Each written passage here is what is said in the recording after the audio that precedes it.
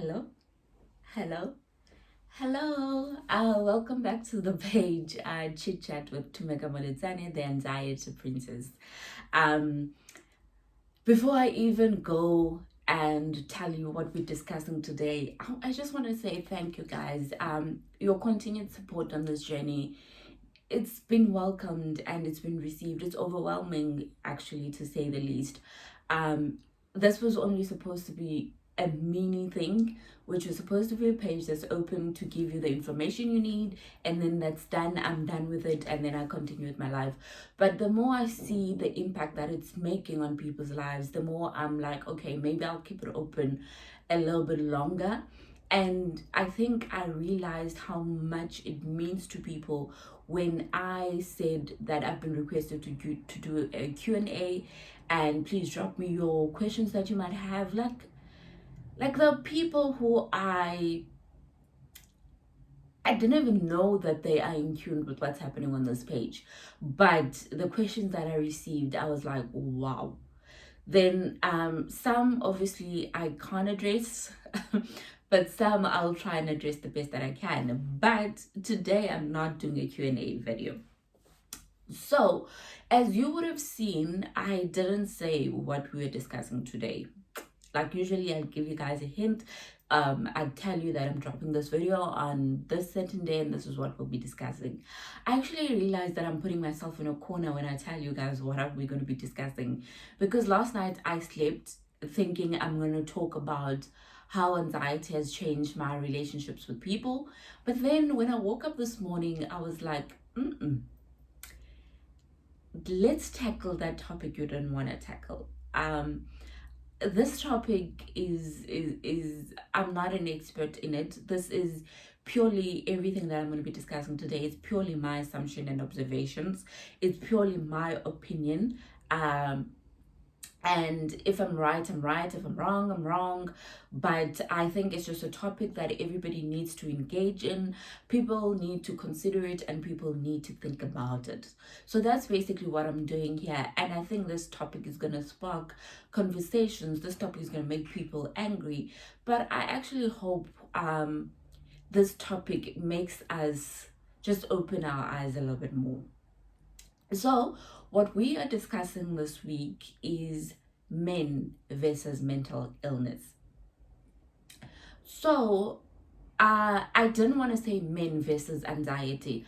I just wanted to say mental illness in general. And I'm not going to be specifically targeting any type of mental illness, but it's just a consideration that these are things we need to look at, and in order for us to understand what a person is going through. Okay. And again, I am not trained to be discussing these topics. These are purely my opinions. I talk a lot. So I always feel as though I have an opinion about everything and anything. And I was like, okay, I need to discuss this because not ever in my life have I encountered a guy who says they are going through a mental illness. And maybe that's purely ignorance from my side, but I don't think so. So, cool. Now, I have been saying that I'm going to try and keep my videos short. That hasn't worked, and I'm getting tired of saying I'm going to keep the video. We're going to see how the video flows, but I will try and keep it as the max. I think the max we've gone is 45 minutes now. I'll try to keep it at that, but I don't know how it's gonna go today, but please bear with me. And I actually think these are the kind of topics you should be investing data in. So I hope you will kind of bear with me. When I start talking, I get carried away. So it's like that. Cool. So went back to the drawing board this morning, and then this is what I've kind of jotted down to kind of keep the conversation flowing. So today we're talking about men versus mental illness. Before I even get to that, can you guys see that I've changed my setup? I'm in another room now because I just thought I needed something different, and I'm sure you guys are expecting the navy headboard to be showing there, but I decided let me just try out something different. and just try to get out of my comfort zone, because I think that bed now has become my comfort zone. But I'm not changing the fact that I'm sitting on the bed. It feels so comfy, and it feels like we can actually have a conversation. Like I like it. I think it makes it easier for me to engage with you guys. That's basically what it means. Cool. But this is not about that. So I kind of put this conversation that I want to talk to you guys about today in 3 stages. So we're going to talk about the issues that are resulting in men not being so open about mental illness. And then we're going to talk about impact. And then we are going to talk about how can we help and identify the problem. So the issues, the impact, and helping and identifying the problem. Cool. So, the issue that we have is that we live in a society, especially me as a Black person, we live in a society that has a negative stigma around mental illness, whether it be men or women or children. But it's more so that men are perceived to be the strong leaders, and they're not supposed to break. They're supposed to portray a certain image to the people around us.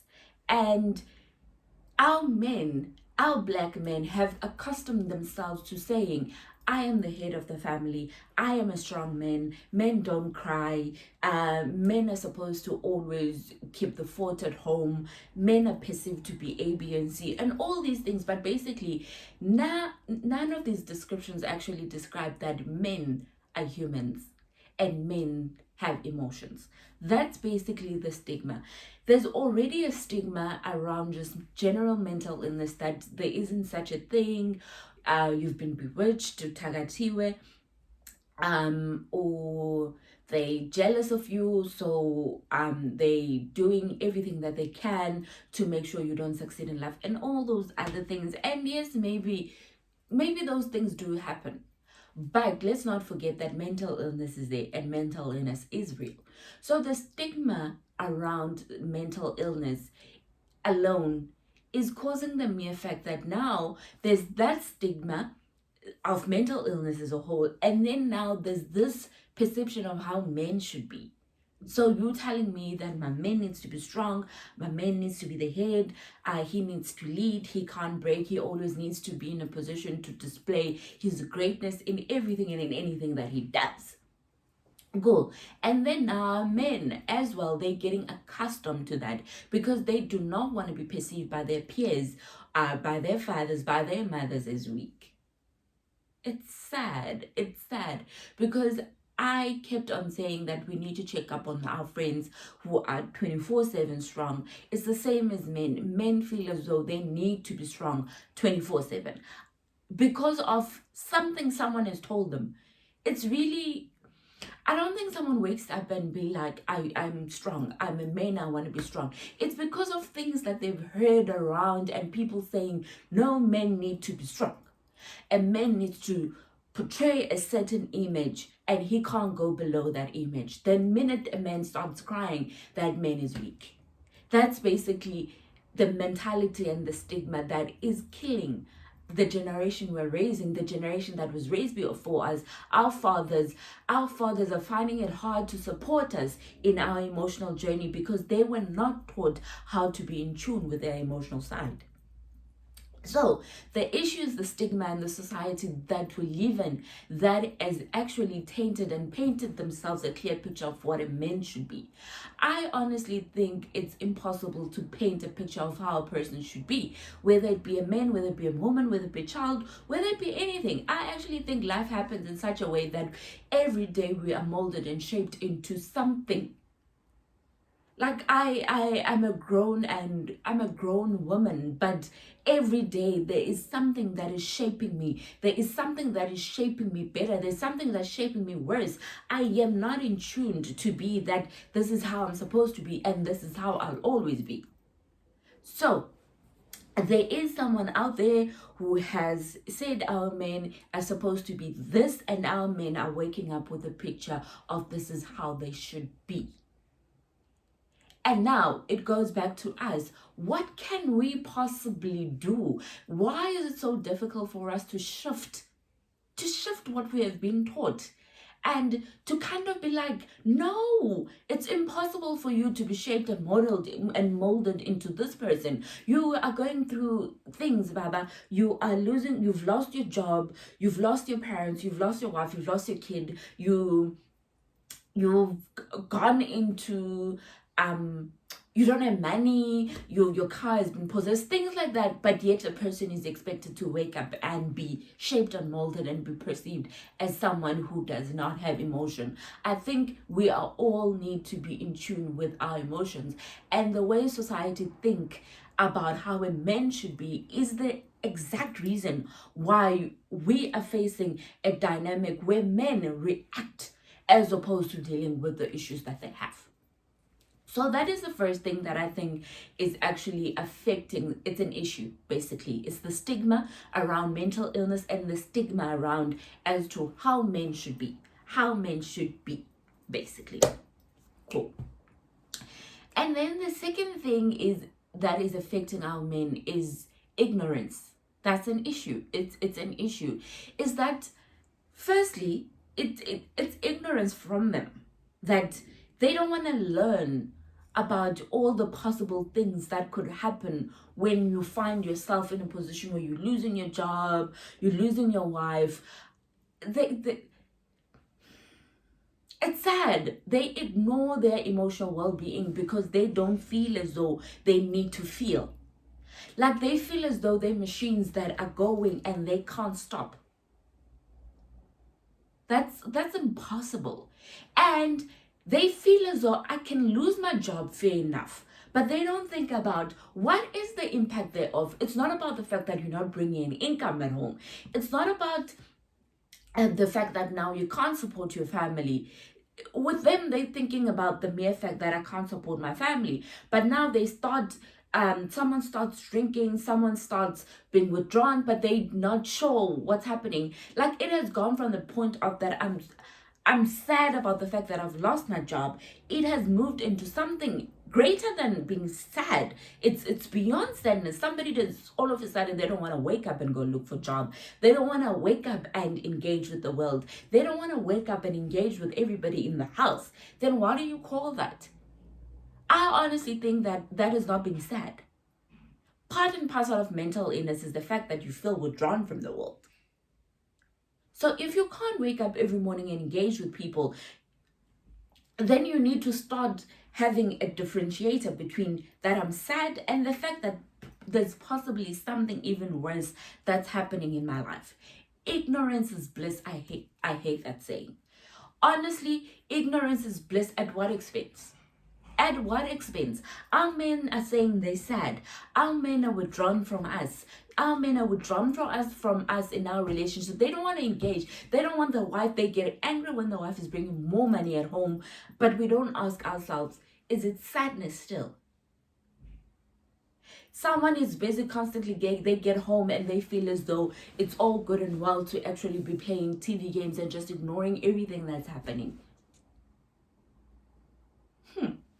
Okay, so it's ignorance from them for the mere fact that they're not taking enough initiative to actually educate themselves about what happens beyond sadness. Am I still sad, or am I really going through something that's beyond sadness? Our men are ignorant. And secondly, us as their partners are ignorant as well. We notice the change in behaviors, but we don't address them. We go and be like, oh, he's moody. No, he's like that. He doesn't like talking. He likes playing video games. Oh, he's shy. Hi bo. Someone doesn't want to wake up and engage with you, and you're telling me that person is shy. Someone doesn't want to wake up and engage with you, and you're telling me that person is moody. You notice a change in behavior, but you don't address the change, and you're blaming it on the fact that it's part and parcel of their personality. How? When did we get to a point where we're comfortable with the change in behavior to a point that we start associating with personality? As a partner, we vow ourselves to always be there for a person. We take vows that will always be there when things are good and when things are bad. But yet we fail to identify the bad.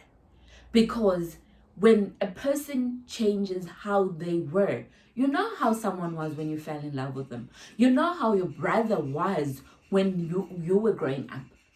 But yet when you start noticing things that they're doing that are out of character, you almost start taking that behavior and adding them into their character to make yourself feel better.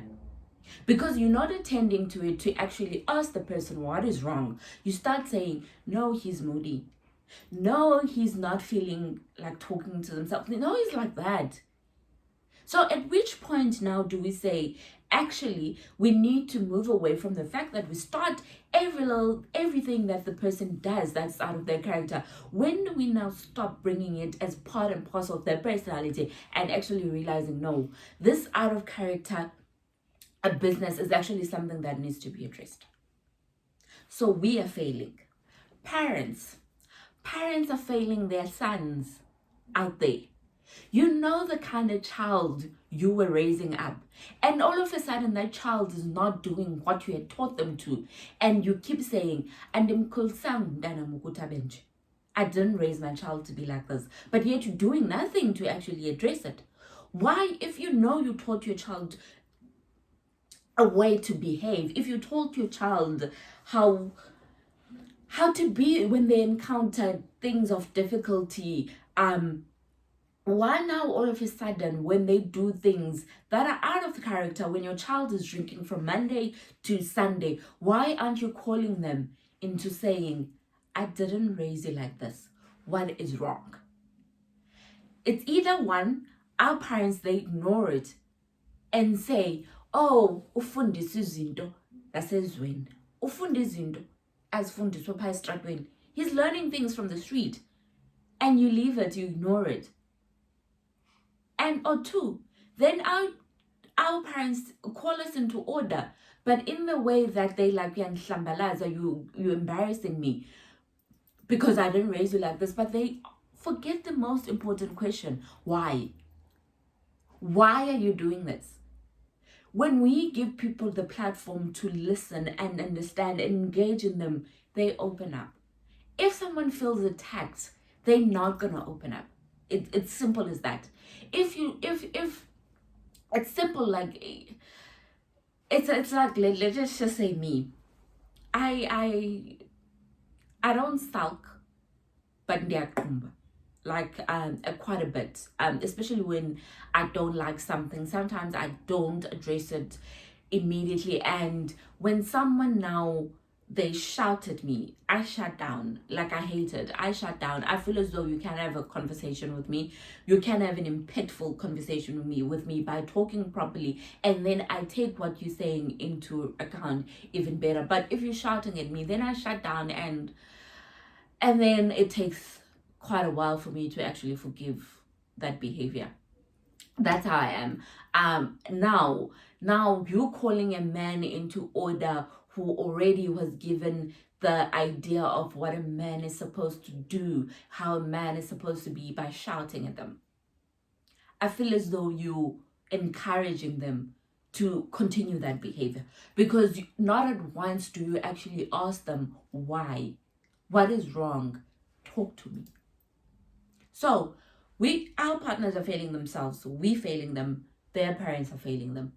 So maybe if they're failing themselves because they're ignorant, why me as a wife do I need to be ignorant as well? Why you as a mother need to be ignorant as well? If they can't help themselves, we need to be in a position to help them by not reprimanding them, but by actually just asking a simple question as to why. You know the kind of brother you grew up with. You know the kind of son that you brought up. You know the kind of partner you fell in love with. And if there is a change in behavior, you need to address it. You need to address it in a manner that stops tainting that person's current behavior as their personality, and addressing that what has changed. you'll be surprised at how much more a person will actually open up. So that's the second thing, ignorance. The third issue that we have is this ranking in the house, that I'm the head, you the neck, I'm the man of this house, I am that, I'm that. Basically, I'm the man. I give my husband the respect that he deserves as the husband. Yes, he is the man of the house. I'm not disputing that in any way. And I submit when I need to. But not at any point will that ever stop me from confronting him and sitting him down when I feel as though he's out of character. There's this perception that if the man collapses, the house collapses. I believe that I don't think that's true. And I'm not going to engage in a conversation of men are stronger than women, men are like this. I'm not going to engage in that in that I don't even entertain it, because in my house it's a 50-50 situation. That's it. If my husband can't get himself out of bed, I get myself out of bed for the both of us. But I do ask him what is wrong. Before I can let him stay in bed for the whole day, I need to understand what is wrong. Whether he's resting or whether there's something emotionally going wrong. In my house, it's a 50-50 situation. But yet I do respect the fact that he is the man of the house. So, are we killing our man in the sense that we expect so much from them that they find it so difficult to be in tune with their emotional well-being, that they find it so difficult to feel, because they need to portray? It's a big responsibility to be the head. Can you see my head? It's supporting the rest of my body. If my head collapses, my neck collapses. So now you've given this person the statue that they head. Therefore, this person has drawn the conclusion that I'm expected to be a certain way in this household. I'm not saying now go and change how you run your household.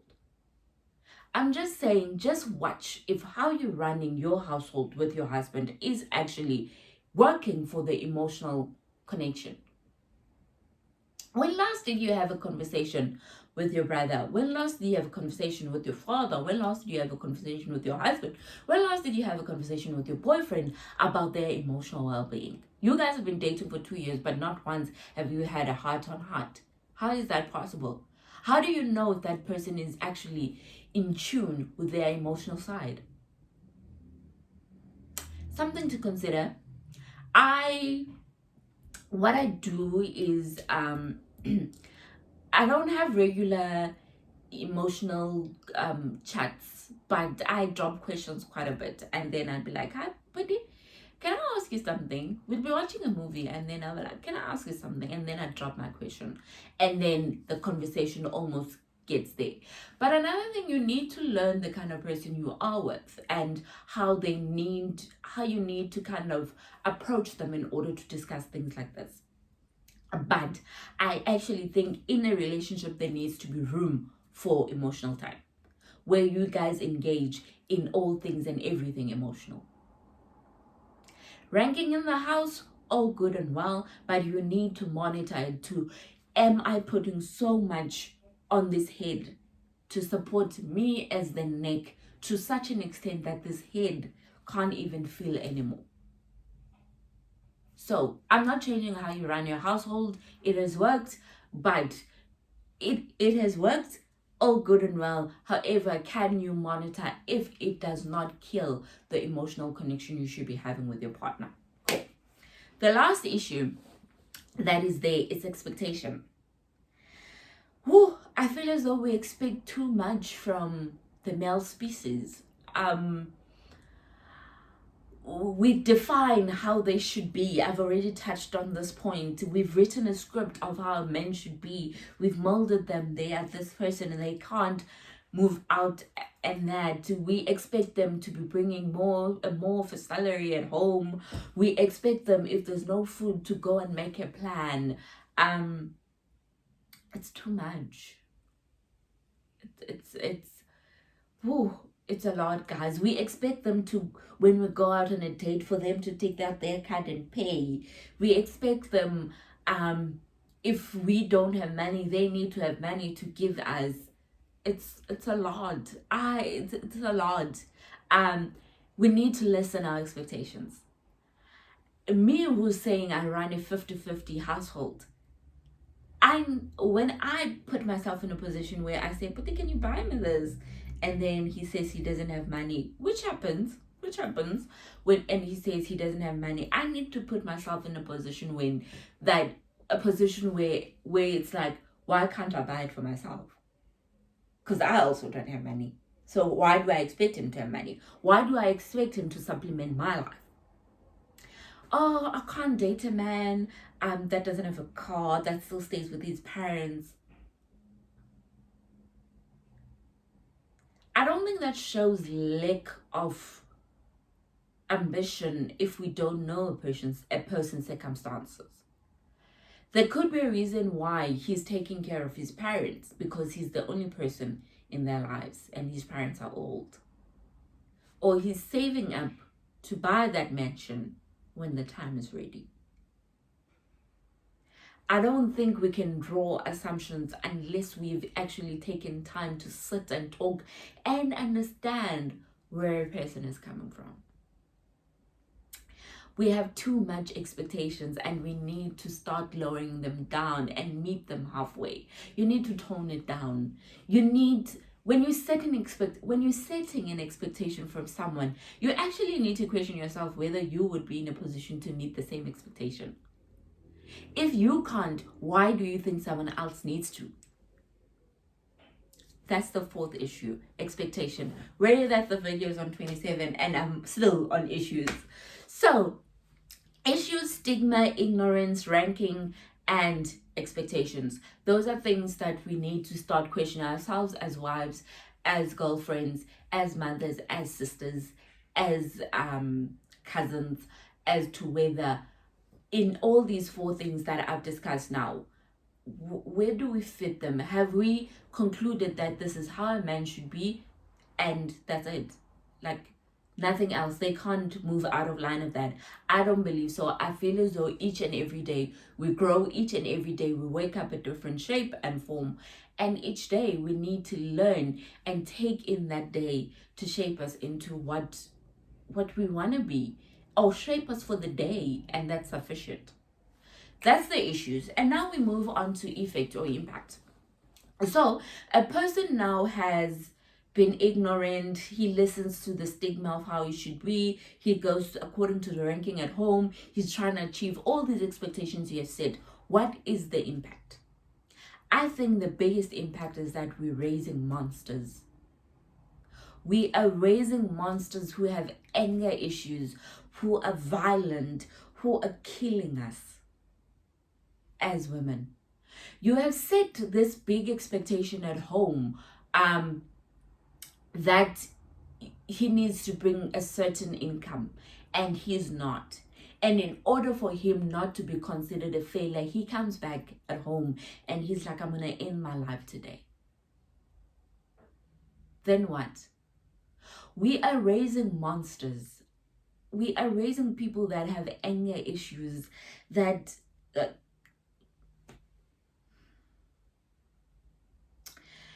in the midst of all the women who are dying out there,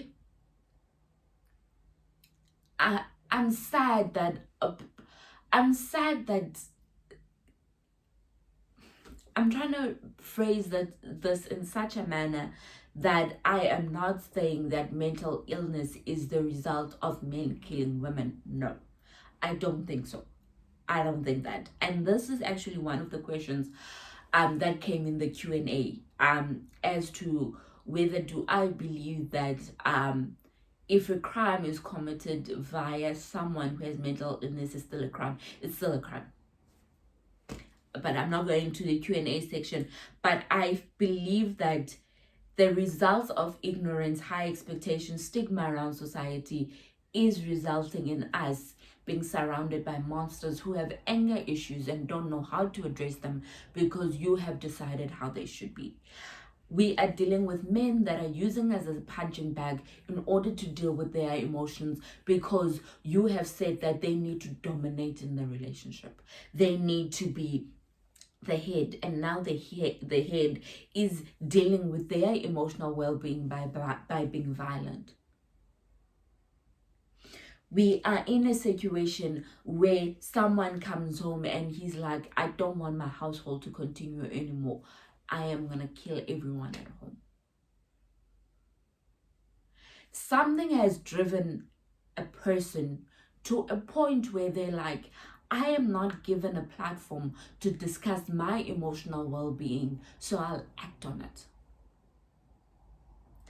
I am not an expert in the conversation of why men are behaving the way they are behaving, why they're killing us, why do they subject women in relationships that are abusive. No, I feel for the women who are going through abuse, who are going through verbal abuse, who are going through emotional abuse in their homes, simply because someone has failed the man they want to spend the rest of them by not teaching them how to connect to their emotions.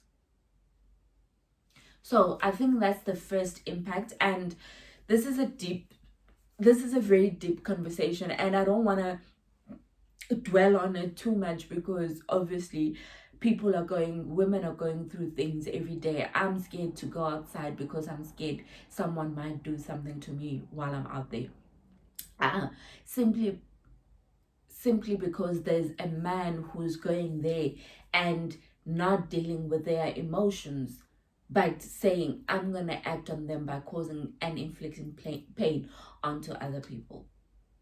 So that is the first thing, the first effect, that we're raising monsters.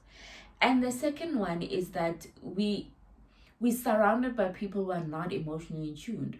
People who are not in tuned with their emotional side. You find that as a girlfriend, you're going through the most at work, you're going through the most in life with your parents, which is life, or you just lost one of your parents. But because you're staying with this person who's displaying masculinity, like I'm a man, they can't support you emotionally because they don't know how to be emotionally involved in something. That's why emotional time is very important in a relationship. That's why we need to have conversations with our brothers just to check up on whether they actually feel anything. Just ask a basic question in order to actually understand if a person understands emotional connection. Like you'd find that someone who's not emotionally in tuned, they can't be in a position to empathize with you. They can't be in a position to feel sorry for you. They can't be in a position to say, come here, you can cry here. Is there anything I can do for you? It's those kind of people that like, I wait, what did you expect? Or it's purely someone you know that you can't go them with something that's emotional because they're gonna disregard it or they're not gonna find it important.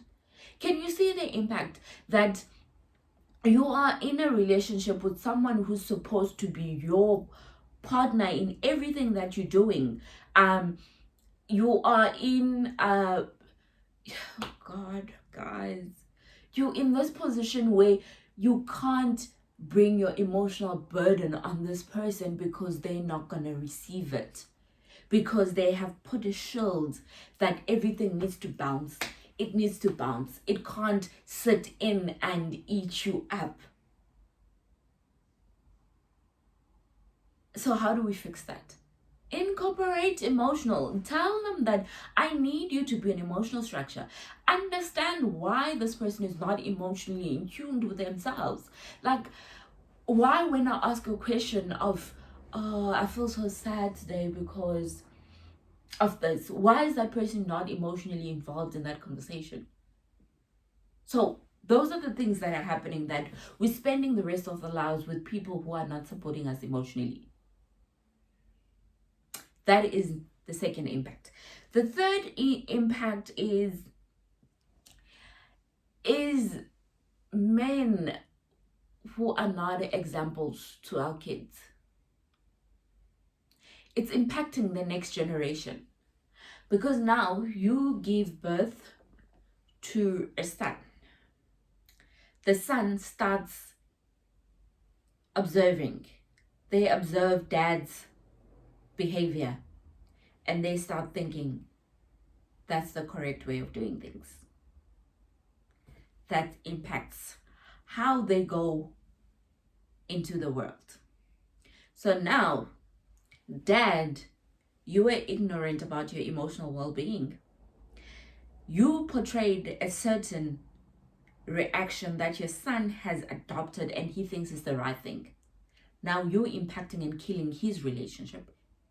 Before he even gets into that relationship, he's already emotionally damaged because you taught him that there's no such thing as being emotionally in tune. You, wife, you observed that behavior and you did not address it. Your household became an environment where we're shouting and shouting and shouting and shouting, and your daughter is scared to be in a relationship because he's scared he's going to meet a man like his father. So now you need to question yourself. Are you the kind of man that you'd want your daughter to end up with?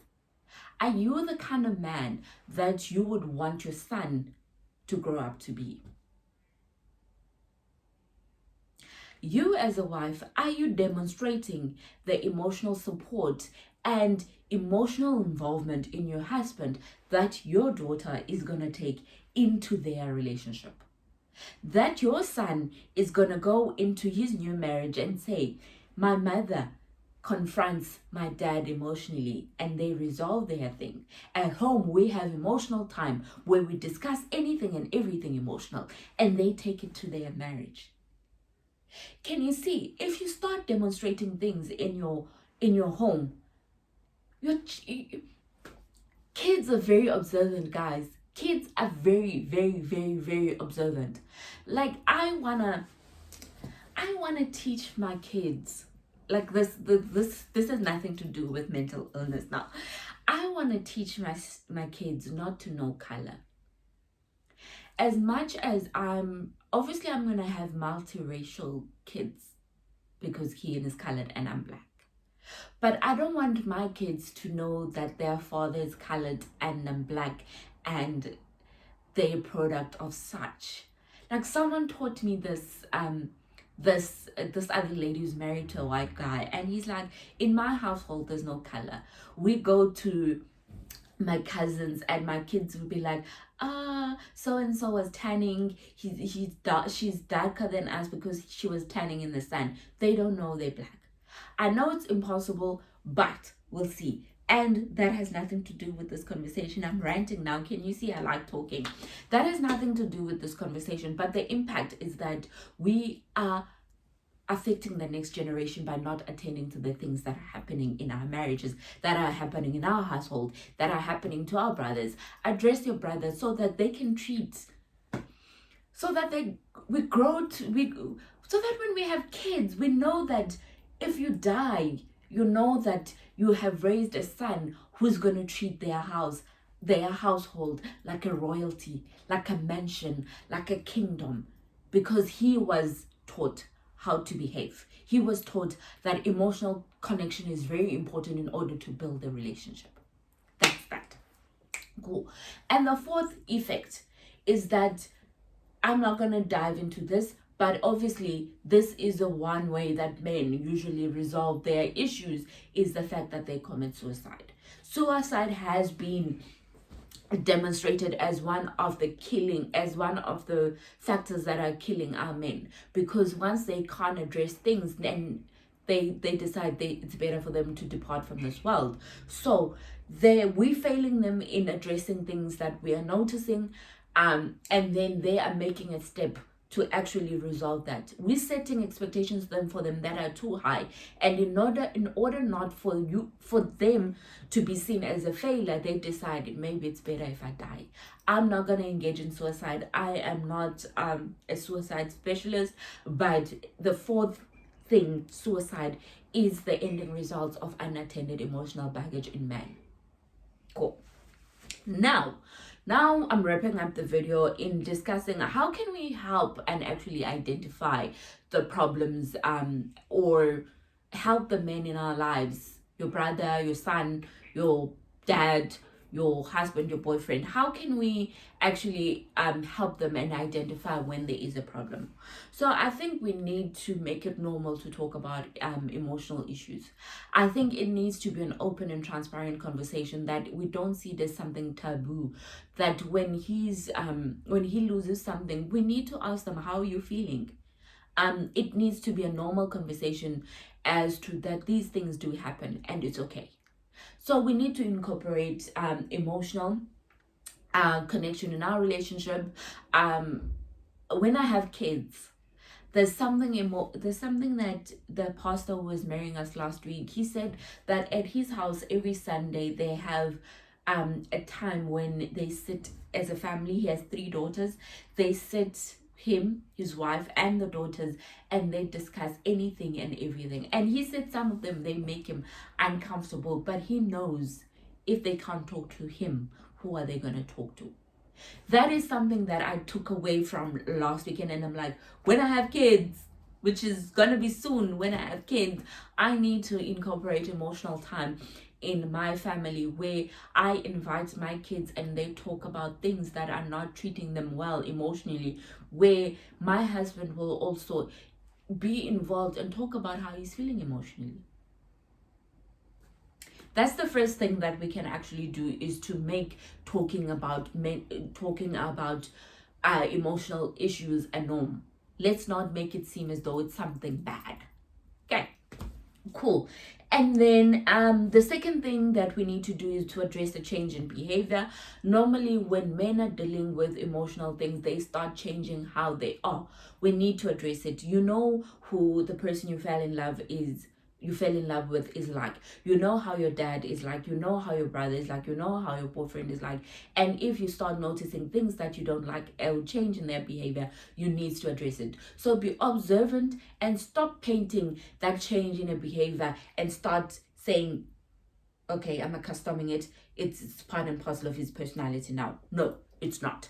You need to discuss it and say, I've noticed and observed this certain behavior. What has changed? That's the second thing. The third thing, you need to show them that it's okay. There's nothing wrong with mental illness. The minute we stop putting the stigma that men cannot be emotionally in tuned, men can't break, men have to be like this. The moment we stop putting all that pressure in a man and start showing them it's okay to be going through mental illness, that's the moment when we're going to shift and see the change that we want to see. Cool. And the fourth thing is trying to be is trying to show sympathy as opposed to being aggressive.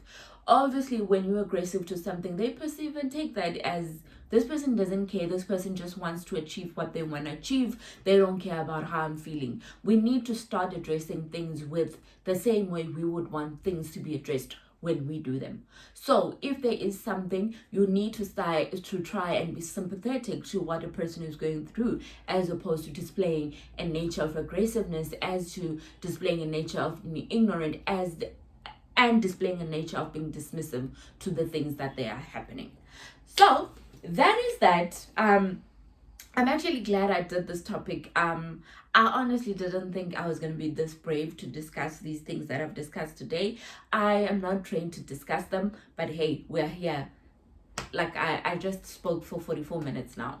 And my observation, my opinion, everything that I've said today, start having better conversations with your people and the men in your life.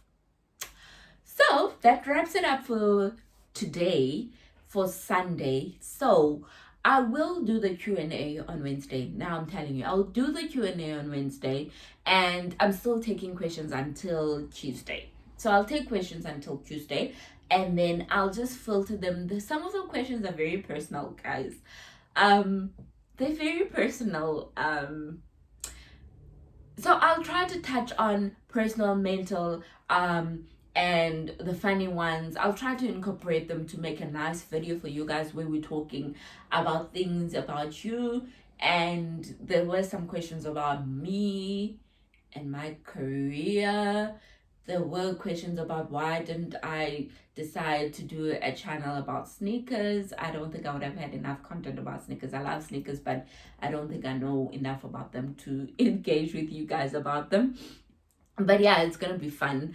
But I hope, guys, this is a very important topic that we just discussed today. I actually think if we can address it, we'll see much improvement in the men that we're raising and the generation that will come after us. So I hope you will enjoy your Sunday, guys. It's nice and cold in Cape Town, you can see. But I had dressed up to take pictures. I take pictures when I'm dressed up. So but now I'm gonna get into my hoodie and be comfy on the couch.